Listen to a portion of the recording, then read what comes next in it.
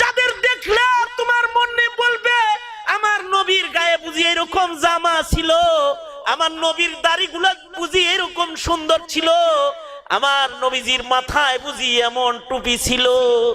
যাদের দেখলে তোমার রাসূলের কথা তোমার স্মরণ হবে, তারা হলো আহলুল্লাহ। যেমন বেলাল রে দেখা মাসুম বাচ্চারও রাসূল স্মরণ হয়েছে।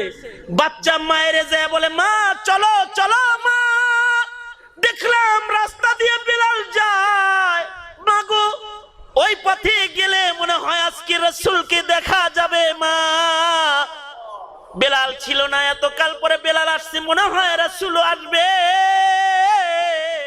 এই যে জমানার নবী প্রেমের এই চিত্র তোমরা আর বেলাল খুঁজা তোমরা অর্জন করতে পারবা না।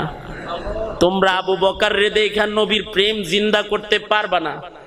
তোমরা উসমান আলীকে চোখে দেখবা না জীবনে কোনোদিন। তবে আবু বকর, ওমর, উসমান আলী আর বেলালের মতন এমন কিছু সুন্নতের আশিক আছে, তুমি ঘুমাও কিন্তু তারা রাতের বেলায় ঘুমায় না, তারা জায়নামাজ বিছায় দাঁড়ায় থাকে।